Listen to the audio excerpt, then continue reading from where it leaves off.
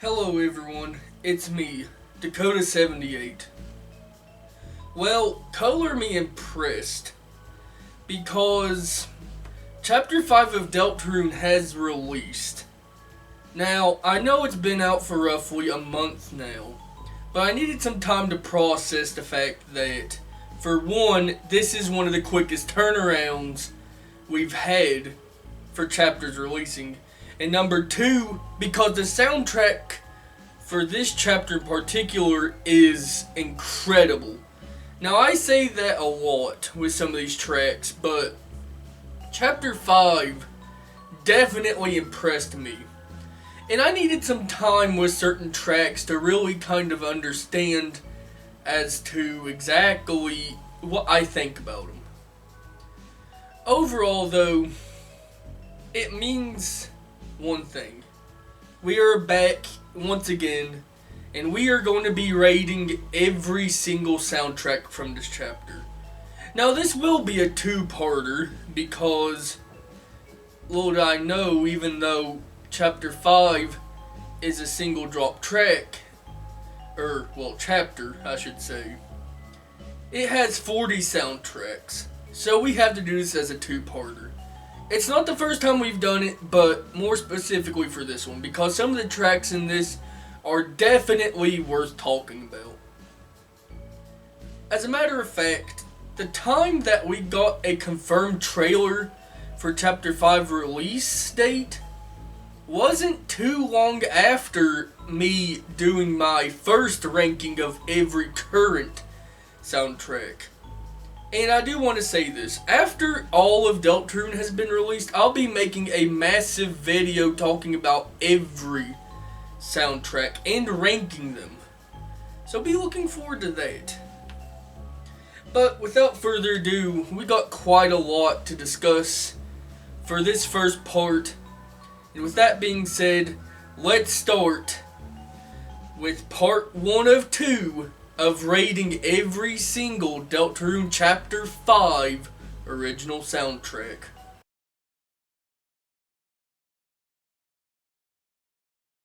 Chapter 5 logo simply plays during the Chapter 5 introduction. That's it. It's a variation of the typical jingle you hear during the Deltarune intro, but that's it. And while I could technically call it a soundbite, it really isn't. As a matter of fact, it kind of threw me off guard the first time hearing it. As in, I actually kind of got jump scared a little bit. But overall, it's a good track, if you want to call it that. It does receive a good rating because it is definitely unique to all the other introduction jingles that we've had for the other 4 chapters. So let's just listen to it real quick and move on to the next one, which is an actual soundtrack.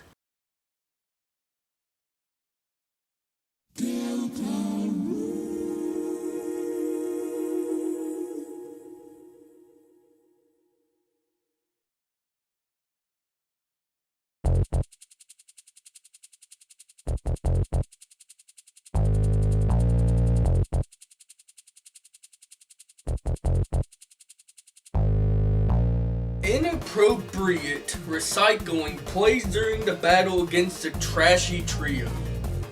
You heard that one right. Now, for some context, it relates to 3 characters who are considered, well, not very important, being the Little Ball NPC from Chapter 1, and Trashy and Newbert from Chapter 2. Now, the thing I'm wondering is why Toby Fox himself would think it's okay to give these 3 characters specifically the freedom motif. And then, toward the end of the battle, the mics show up and ask why they're using the Batet motif. No, it's the freedom motif. I talked about it briefly. You hear it in the World Revolving, most of your major secret boss tracks. Regardless, though, Inappropriate Recycling isn't a bad track. I just don't understand why it has the freedom motif. But most importantly too, you'll notice it sounds extremely similar to Checker Dance. That's because it's essentially a remixed version of that track. Both Checker Dance and this track are good, but they're certainly not the best.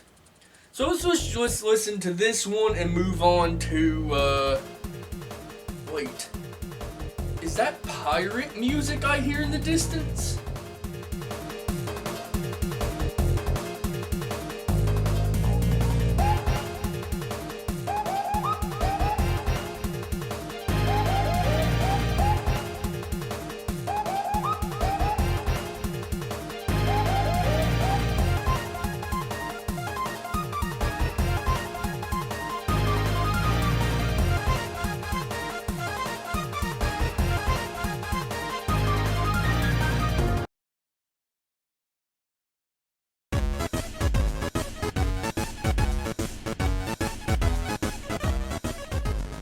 Avast ye hearties, we have arrived at track number 3. Pirate Dojo plays inside of the dojo during chapter 5. Now, this is exactly as it sounds. It is a pirate dojo. Pirate instrumentation, it sounds like a sea shanty. And, funnily enough, the Deltarune community, within 2 days of the chapter dropping, decided that one of the obscure, not really obscurely known to fans of the series, but to others it's kind of weird. W.D. Gaster, the former royal scientist, has apparently become a pirate now, and this track is associated with that. It's pretty funny. Overall, though, I do enjoy Pirate Dojo. It's a nice change of pace, and it is another point where the instrumentation is unique amongst many other tracks. So, why don't we move on to the next and maybe do a little pirate jig? It's up to you. I'm not going to dance. Not today. Let's just listen to this and move on to the next.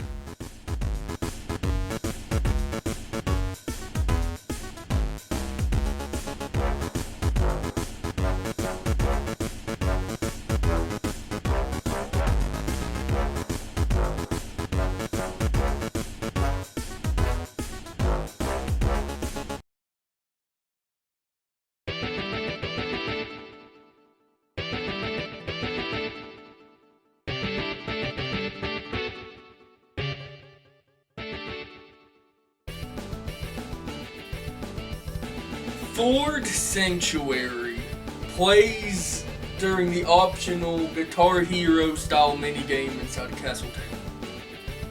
You heard that right. Not Fourth Sanctuary, Ford Sanctuary. And we're not talking about cars or trucks here. Frankly, this track is an insult to one of the best Chapter 4 tracks, Third Sanctuary. Just throwing a bunch of guitars, speed it up to an unreasonable amount. It's insulting in a way. I'm not mad at Toby specifically for making it, but I just want to get this one over with. It's a bad track. It's a mockery of Third Sanctuary. So let's listen to this real quickly and move on to something that's actually really good.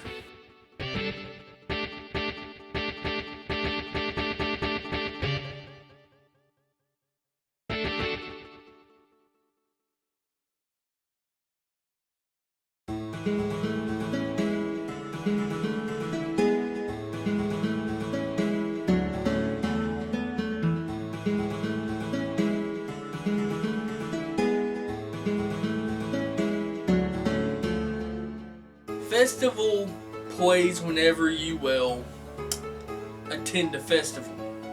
The festival was talked about quite a bit before it actually happened, and appropriately named, this chapter is titled Festival Day. Now, this is a great soundtrack. Unlike the starting ones that were good and of course the insulting Ford Sanctuary, Festival is a really great soundtrack. It has quite a few motifs. Some of the ones I can think of right off the top of my head is Girl Next Door and maybe Hometown's motif. But it's good to see how everyone came together to decorate, put up all these stands and attractions. And, you know, it's just a good track. Really, it is. So, let's just sit back and listen to this one and move on to 2 consecutive, pretty bad, in a way, tracks. Let's enjoy it while we can.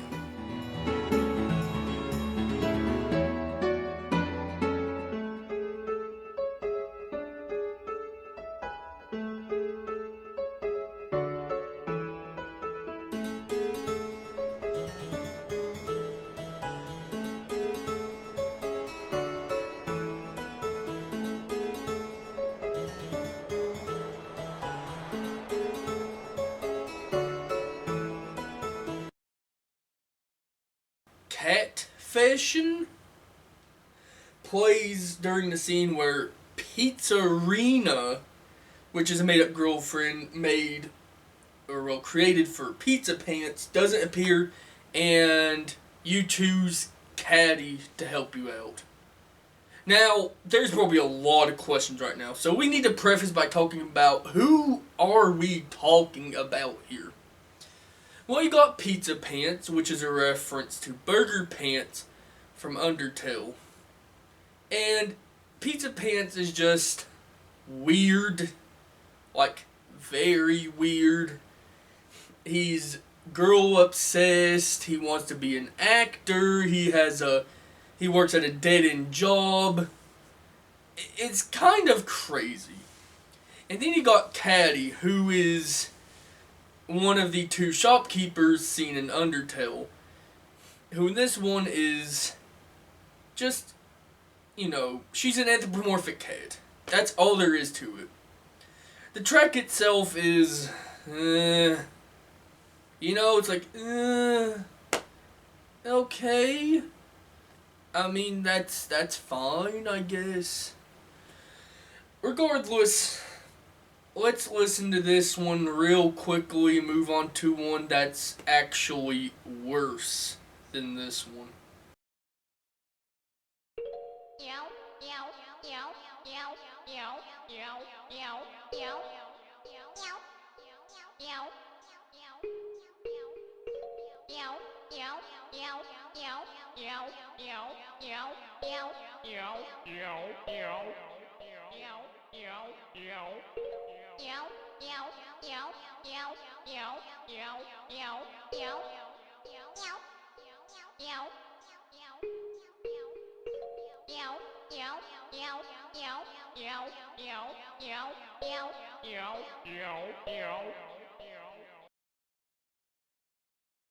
Bratfession, well, as you can tell, is similar to Catfession, except this time in this scenario, instead of choosing Caddy to help, you choose Bratty. Bratty is the other shopkeeper in Undertale who is working with Caddy. Bratty is a crocodile, alligator anthropomorphic animal. It's kind of weird. But this track isn't good. I mean, as a matter of fact, I believe it has samples from sound effects heard in Mario Paint, which is an obscure Super Nintendo game. Let's just also get this one over with, because the next track is actually significantly better.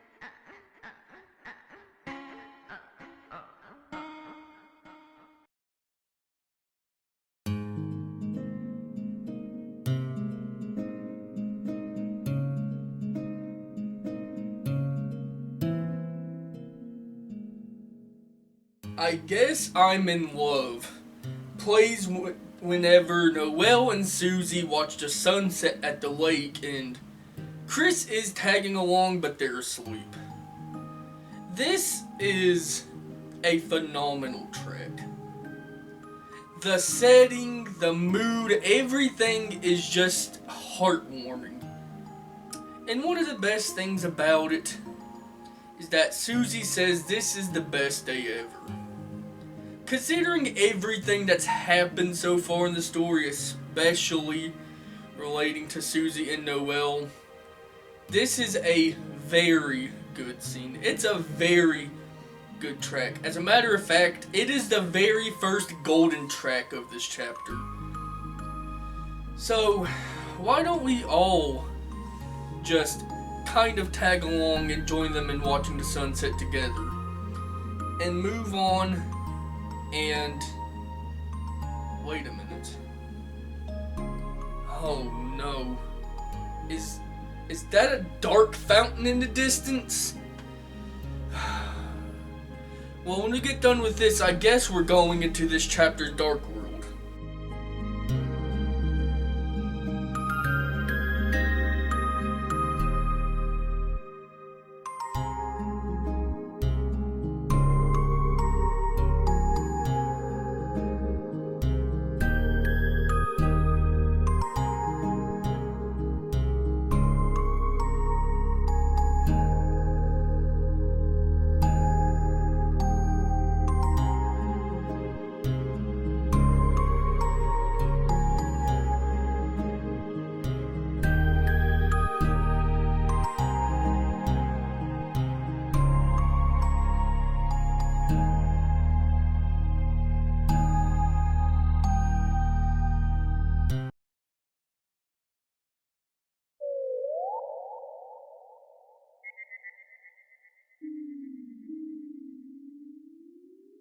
Weirder Birds plays right before you enter the first area officially of the new Dark World, which is opened up in Flower King's flower shop. Or rather, I should say, Asgore's flower shop. Remember that, by the way. That will be important. That name will come back. It's Weird Birds, just different. It's slower, sounds different. It doesn't fix the original. I mean, they even reference the birds that can be heard and Weird Birds during this chapter. It's weird. Anyway, let's just get this one over with and move on to the next.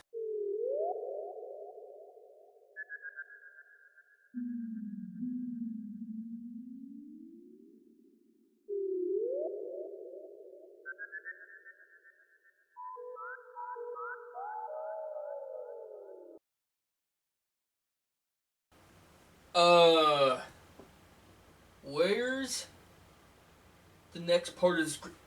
Wait, what's happening? Hold on. Someone's interrupting the filming. Wait. Don't, just stay soon. I'm going to fix it, okay? Just give me a minute.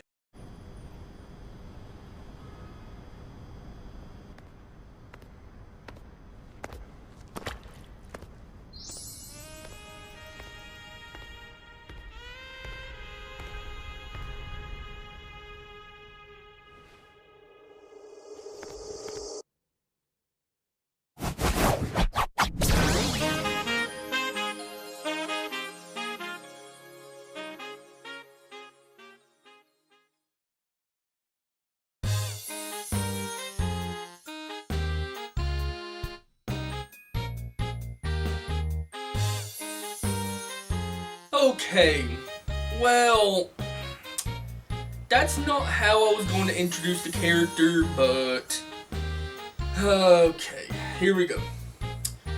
Your dad's best friend plays during the introduction to the main antagonist of Chapter 5, Flowery. It's me, Flowery. Yeah, I just said your name, Flowery. It's also his theme. This is a good track. It's another golden one. But it has a catchy motif. And you'll hear it a lot throughout other tracks. It's my Girona. What even is Girona? Anyways, overall though, it is a good track. And Here I come, San Francisco! Flowery! I am trying to film. Please stop. Sorry about that, little guy. Little guy, you know what? Very pretentious character when you first meet him. That's all you have to know. Let's listen to this and move right on and continue through this dark world.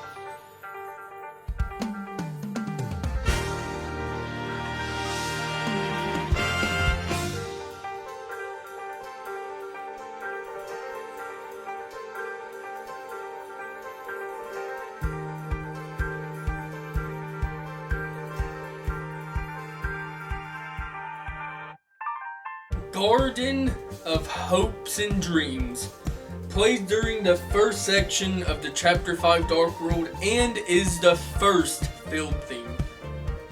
Now, let me tell you something about this track. It is incredible. If you thought Field of Dreams was good, Field of Hopes and Dreams was good, this is better. This is so much better. I love the instrumentation. The flute, toward the end, a jazz segment using saxophones. What is there not to love about this? As soon as I heard it the first time I played, I was like, oh, this is going to be a good chapter. And I was not disappointed by any means. So why don't we just kind of listen to it together so you understand exactly why I like this track. And obviously, it is above the standards for it being a gold track. So let's go through this garden together and try to figure out where, well, Flowery went. Hey, is that Asgore over there? Hold on a minute. I'm gonna go investigate for just a moment. So, while I'm doing that, you all sit back and relax and enjoy this amazing field theme.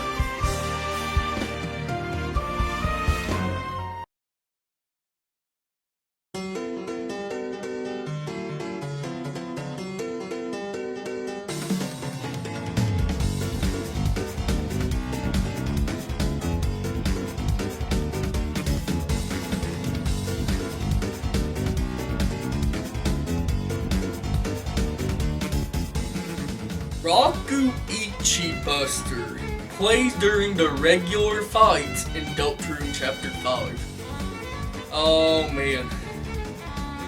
What can I say about Rakuichi Buster? Except it might very well be the best regular battle theme up to this point. I'm saying it's even better than Rooter Buster. And I had a lot of good to say about that. But Rakuichi Buster is just on a whole new level of amazing. This is just, it's thematically appropriate. The instrumentation, the ending toward the end of the track, it is just phenomenal. It's great. I love Rakuichi Buster. As a matter of fact, words enough cannot describe how good this track is. So, how about I just be quiet and, you listen to the amazing parts about it. And one other thing I should note. I thought that From Now On would have played, but I was not disappointed when I first heard this one. So, let's just mosey on and... Oh, hey, there's a diner over there. Perfect, I could use a drink of water. After all, I'm just so hyped after explaining to you how much I love Rakuichi Buster. Let's play it now. No more words from me.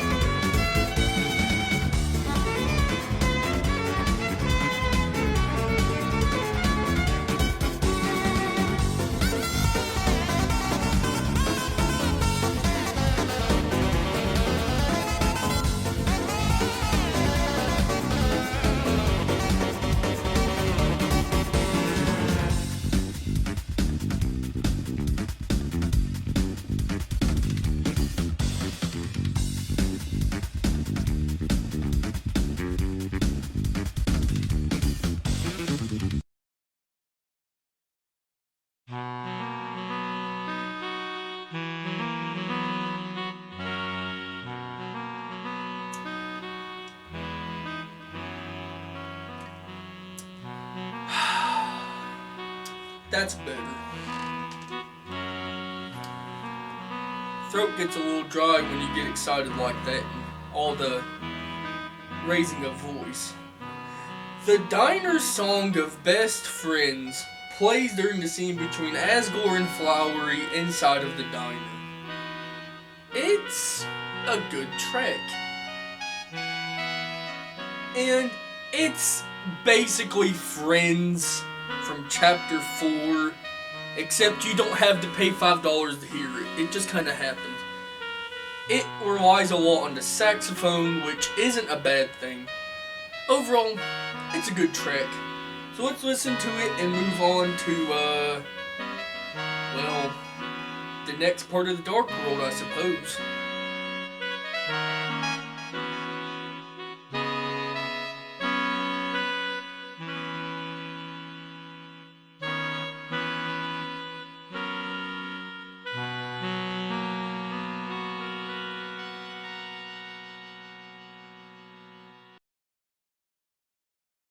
Ride the Board plays during the cutscene where Flowery solves an impossible, quote-unquote, puzzle. It's a short track, and it's good, but as a matter of fact, this is a repurposed track.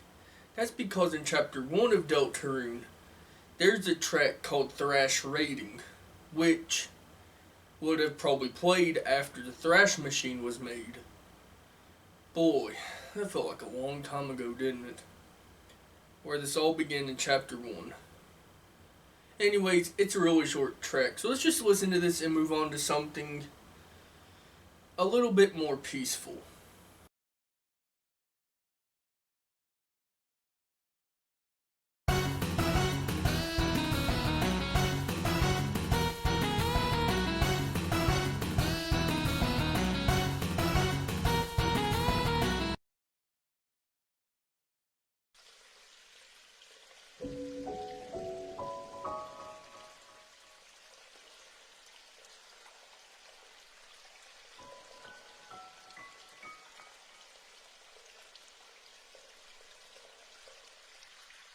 Quiet Glade plays at the very end of the garden section for this Dark World. It's a very soothing track. Just about the only thing you really hear in this track is, well, a soft piano playing. There is some ambiance too, with water dripping, and overall it's a peaceful area. But it also reminds me of Waterfall from Undertale. Could that be some kind of coincidence? Maybe. Toby has had the tendency to put things from Undertale or referencing Undertale inside of the game. Regardless, let's just take a moment, enjoy this little area, and hey, wait a minute. I think I see someone over there. Wait! I should go investigate. I'll let you all relax for a minute, and I'll go check it out.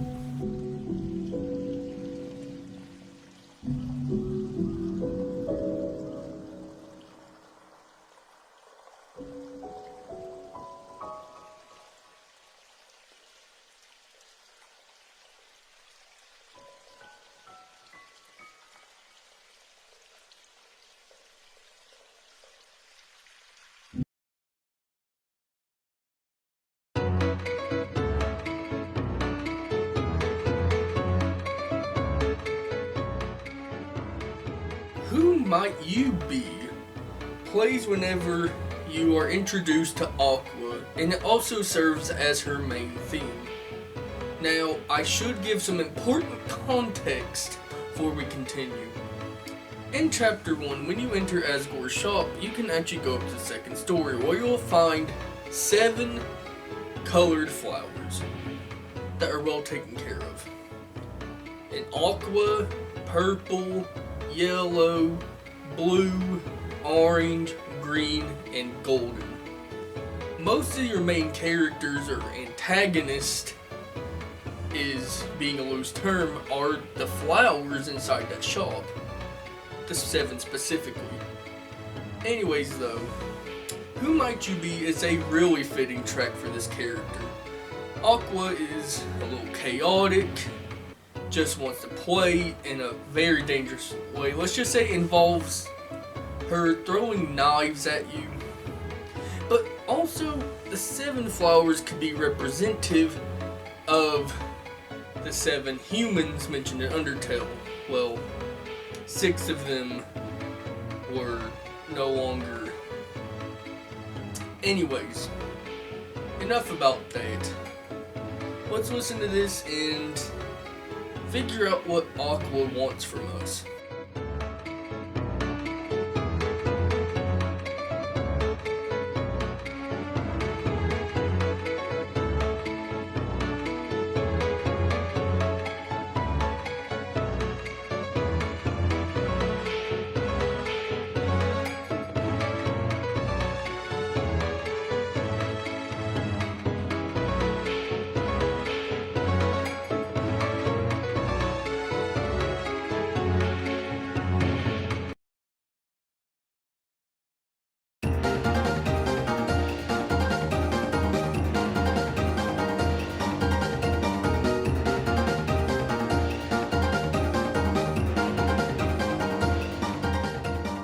Petal dance plays during several battles. I'm going to go through them kind of slowly here.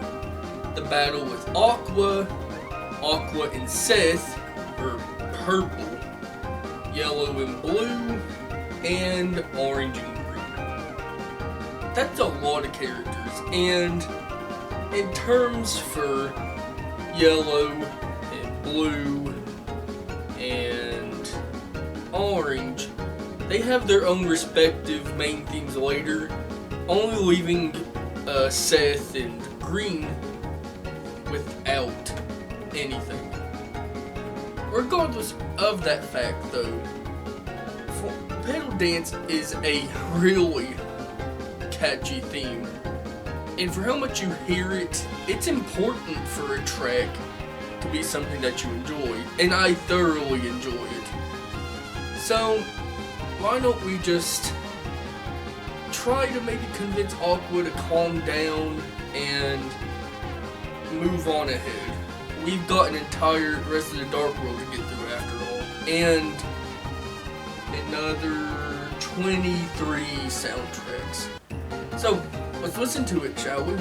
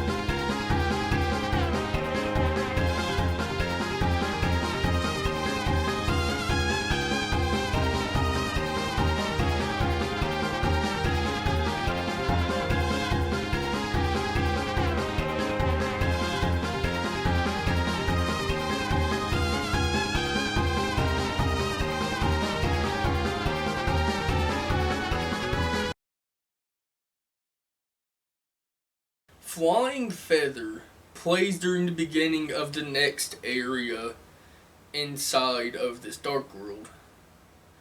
It's fine. It's heard in a couple other areas, or well, rooms in this upcoming area. But overall, it's fine. It's a good track. It's nice and calm. So let's just listen to this one once again.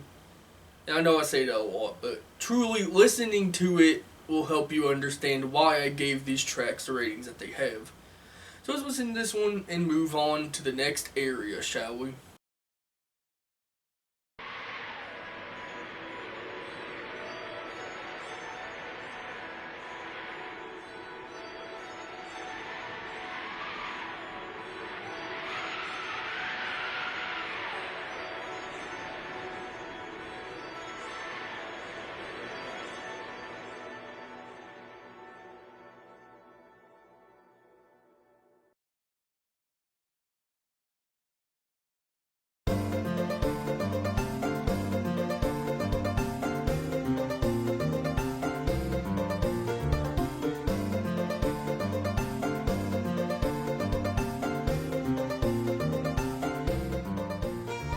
Sunset of Seven Suns plays during the second section of this Dark World, being the Cliffs.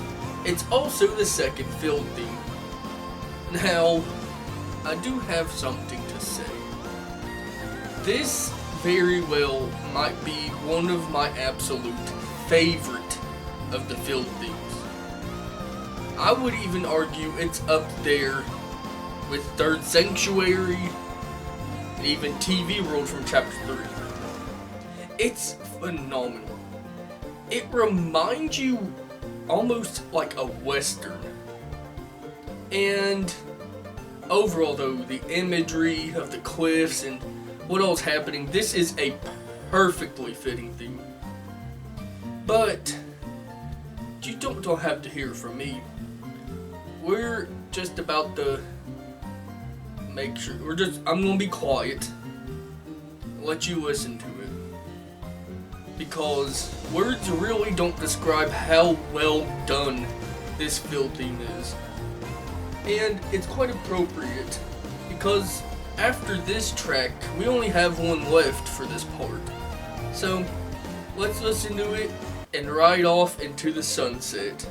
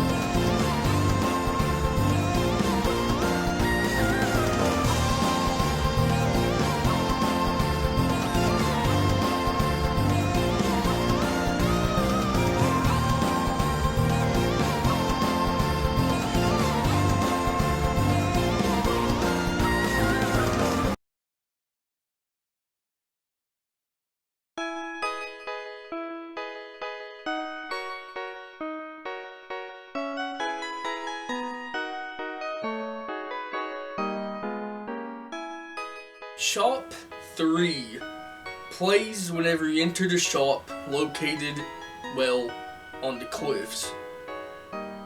This isn't actually the first time I heard it. As a matter of fact, before the chapter even got a trailer and was dropped, we got a sneak peek of a track, and it was Shop 3. And I'll say this, it is a really good shop theme. It's very similar sounding to Lantern. Starts off kind of slow with instrumentation and adds a little bit more later on. We will learn more about the shopkeeper, but that's going to be for part 2. After all, this is where we'll be stopping, at least for this video. So, how about we just take a moment and while we listen to this, get stocked up and ready to go for part 2.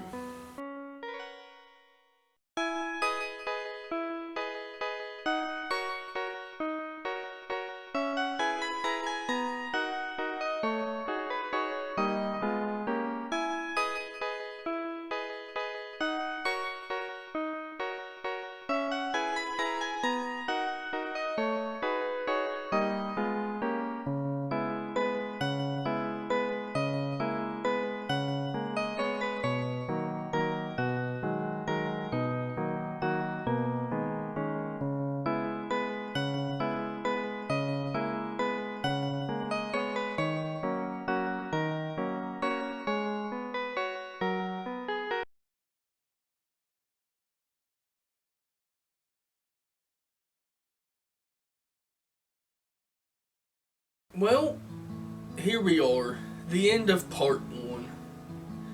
I really hope you enjoyed some of these tracks. I know the start was a little bit okay, and then it really picked up toward the middle and especially the end. Now I will say this too, part 2 is going to have some amazing tracks as well. And it'll also include the next field theme, the secret boss theme, and the final boss theme. But regardless of what's coming up, I really do hope you enjoyed this video, and if you would like, consider liking and subscribing to the channel. It really helps me out, because with your support it gives me the encouragement to just keep making content like this. I love talking about Deltarune to all of you.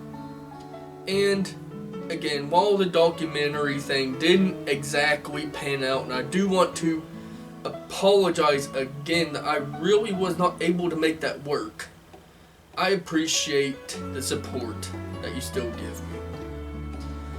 With that being said, I hope you'll enjoy what's coming up next.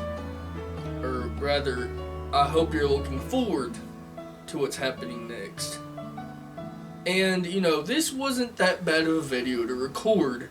Chapter 5 is still really fresh on my mind. And that's a good thing. I might do this with the next chapter and the final chapter as well. Maybe not the final chapter, actually. There's no telling what's going to happen in Chapter 7. Regardless, once again, thank you all so much for watching. This is Dakota78 signing off.